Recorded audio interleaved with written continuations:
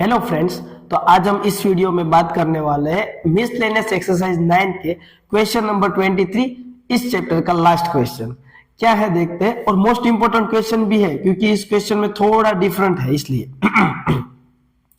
A person standing at the junction crossing, junction यानी कि crossing की बात कर रहा है, of a two straight line path represented by the equation of line wants to reach a path whose equation is 6x minus 7y plus 8 equal to 0 in the least time. Find the equation of path that he should follow. क्या कहना चाहता है, आराम से देखिए कि एक person है ना, वो एक जंक्शन पे खड़ा हुआ है, लेकिन वो जंक्शन पॉइंट कौन सा है, तो कि ये दो लाइन है वो जहां पे इंटरसेक्ट करती है ना, वहां पे, यानी कि कोई एक लाइन, मैं रैंडम ग्राफ ड्रॉ कर रहा हूं, ये लाइन L1 है, इसको हम L1 बोल देते हैं, तो कि है वो 2x minus 3y plus 4 equal to 0, और दूसरी लाइन है L2, दूसरी लाइन है L2 जिसका इक्वेशन हम बोलेंगे कि है 3x plus 4y minus 5 equal to 0। एक पर्सन उसके जो इंटरसेक्टिंग पॉइंट है, क्रॉसिंग पॉइंट, वहां पे खड़ा हुआ है, राइट। उसको एक लाइन है, जो लाइन है क्या, तो कि है 6x, मतलब ऐसी कोई लाइन होगी कहीं पे भी, L3 लाइन जो है 6x minus 7y plus 8 equal to 0। तो उसको, इस पर्सन को इस लाइन पे जाना है, लेकिन लीस्ट टाइम पे, कम से कम टाइम पे वहां पे पहुंचना चाहिए।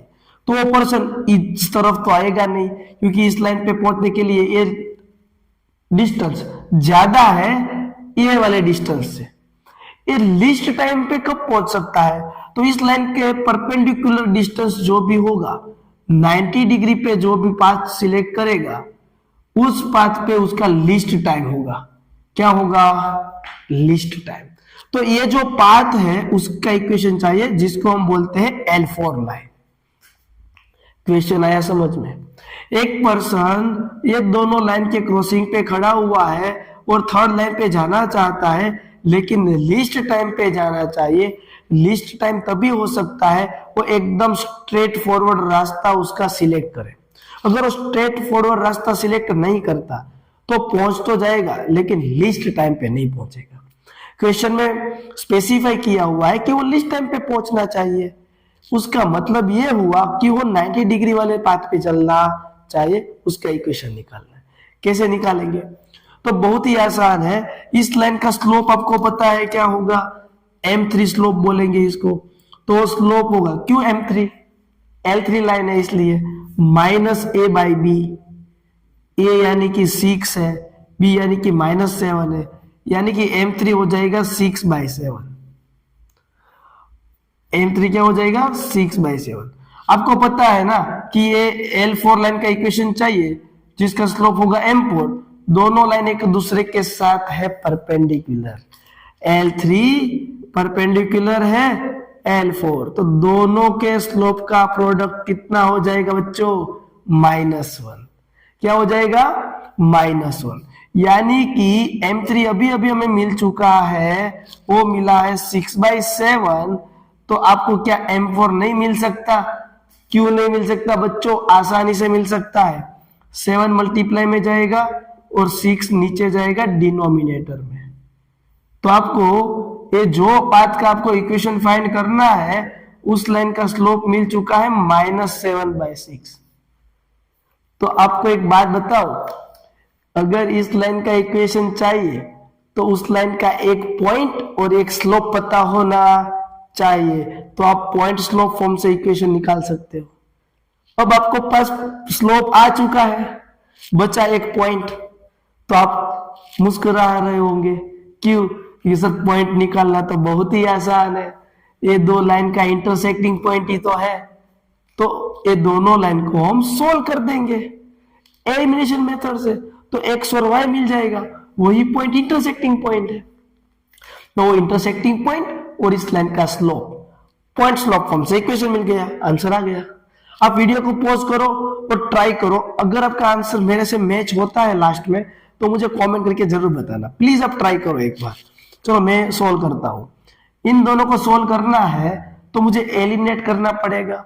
मैं एलिमिनेट करना चाहता हूं y को, तो ये जो इक्वेशन 1 है उसको मल्टीप्लाई करता हूं 4 से, और इक्वेशन 2 है उसको मल्टीप्लाई करता हूं 3 से। Solution, equation 1 multiply by 4 plus equation 2 multiply by 3, क्या बनेगा देखते हैं। तो कि 2 के साथ 4 मल्टीप्लाई होगा तो होगा 8x minus 4 3 12y plus 16 equal to 0। और इसमें क्या बनेगा बच्चों, तो कि 9x plus 12y minus 15 equal to 0, यानी कि माइनस माइनस प्लस, सॉरी मैंने एडिशन ही किया है तो माइनस माइनस करने की कुछ जरूरत है ही नहीं, डायरेक्ट एडिशन ही करना है। तो ये कैंसल, 9 प्लस 8 17x, और ये कितना बचा 1 इक्वल टू 0, यानी कि x मिल गया। x क्या मिला, तो कि 1 उस तरफ जाएगा तो माइनस 17 जाएगा डिवीजन में, तो x कितना मिला माइनस 1/17, माइनस 1/17। x मिल गया तो आपको y मिलने में कोई दिक्कत नहीं होनी चाहिए। उसी वैल्यू को उठा के इसमें रख दो 1 में, put this value in equation 1 है 2x minus 3y plus 4 equal to 0, put करते हैं माइनस 1/7, माइनस 1/7 नहीं सॉरी 17। तो इधर देखते हैं कि क्या होगा, तो कि माइनस 2/17, 3y को भेजते हैं उस तरफ तो प्लस होगा 4 इक्वल टू 3y माइनस 2, 17 4 जा कितना होता है, 4 2 जा 8, 4 7 4 जा 28, 2 ऊपर गया कितना होता है कर लेते हैं 8, 2 ऊपर गया 4 5 6 68, कितना होता है 68 divide by 17 is equal to 3y। अब माइनस 2 करोगे तो कितना होगा बच्चों 66, कितना होगा 66, और ये 3 आएगा नीचे, कैंसिल करोगे तो कितना होगा 22, यानी कि y मिला 22/17।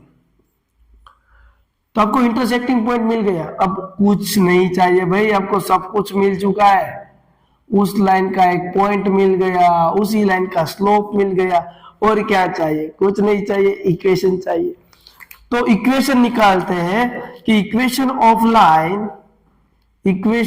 Line L4 point slope form होगा, पॉइंट स्लोप फॉर्म यानी कि y minus y1 equal to उस लाइन का slope M4 x minus x1, यानी कि y माइनस y1 कितना है, y1 यानी कि ये वाले पॉइंट की बात हो रही है, यानी कि ये वाले पॉइंट की बात हो रही है जो है 22/17 इक्वल टू M4 कितना मिला है, M4 मिला है माइनस 7/6, कितना मिला बच्चों माइनस 7/6, x माइनस x1 है माइनस 1/17, या माइनस माइनस होता है प्लस, 17 से एलसीएम लोगे तो 17y minus 22 whole divide by 17 है, इधर माइनस 7/6, 17 से एलसीएम लोगे तो 17x प्लस 1 होल डिवाइड 17, दोनों के डिनोमिनेटर में से 17 cancel out.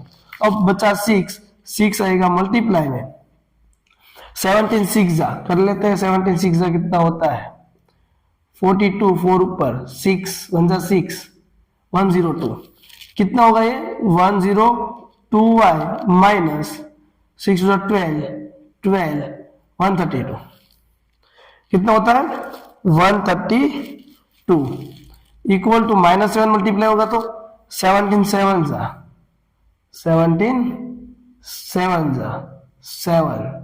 119 minus 119x minus 7, सारे टर्म को इधर ला दो तो 119x प्लस 102y -7 इधर आएगा तो वो हो जाएगा +7, यानी कि इसको भी सोल्व कर लेते हैं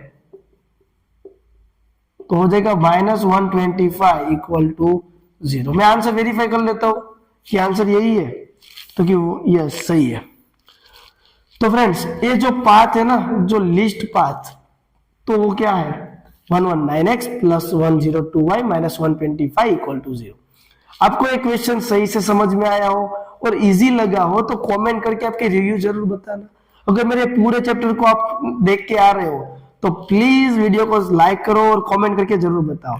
मेरे सारे वीडियो, सारे टॉपिक, सारे थियरी इस चैप्टर के कंटिन्यूस देखने हैं तो कहीं जाना नहीं है, इसी वीडियो के डिस्क्रिप्शन पे चले जाओ, वहां पे मैंने प्लेलिस्ट रखा है, वहां से आप देख सकते हो। ऐसे ही आप मुझे सपोर्ट करते रहोगे तो मैं सारे चैप्टर अपलोड कर दूंगा। Thank you friends.